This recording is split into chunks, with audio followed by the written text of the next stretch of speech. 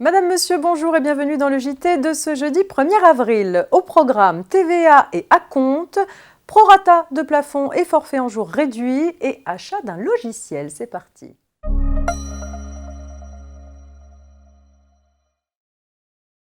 En matière de prestation de services, la TVA est en principe exigible dès l'encaissement du prix et lorsqu'il s'agit d'acompte, avant même que la prestation ne soit effectuée.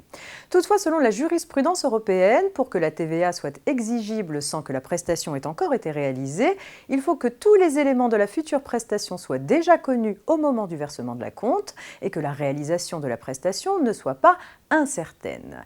C'est précisément la situation dans laquelle se trouve une SARL de construction ayant encaissé un acompte pour l'exécution de travaux consistant en l'aménagement d'un corps de ferme en 15 appartements et nécessitant l'obtention préalable d'un permis de construire. Pour le Conseil d'État, la société n'est pas tenue de reverser la TVA collectée à l'occasion de l'encaissement de l'acompte dans la mesure où, à la date de son versement intervenu avant la délivrance du dit permis, la réalisation des travaux envisagés restait incertaine.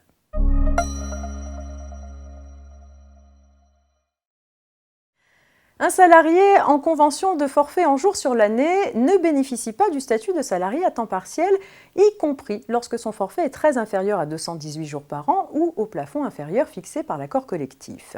Le fait que le contrat de travail d'un salarié spécifie que celui-ci est à temps partiel ne change rien à l'affaire. L'administration et la jurisprudence en ont déduit qu'il est impossible de proratiser le plafond applicable à leur paye au titre de l'abattement d'assiette pour temps partiel. Mais le bulletin officiel de la Sécurité sociale, dit BOSS, opposable à partir d'aujourd'hui, jeudi 1er avril, change la donne. Le plafond pourra être proratisé selon une logique analogue à celle prévue pour les salariés à temps partiel. Il sera sans doute nécessaire d'ajuster le Code de la Sécurité sociale pour donner une base juridique certaine à cette évolution.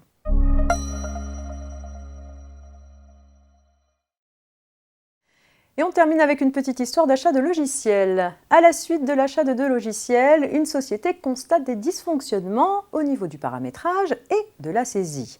Elle se retourne alors contre le vendeur en justice et demande le versement de dommages et intérêts. Pour appuyer sa demande, la société fait valoir que le vendeur n'a assuré ni l'installation des logiciels sur ses ordinateurs, ni leur paramétrage.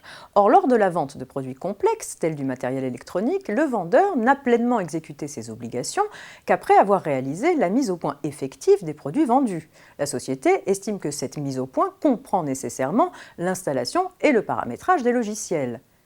À tort, selon la Cour de cassation. Elle relève que le vendeur n'a facturé aucune prestation en rapport avec l'installation et le paramétrage des logiciels vendus à la société.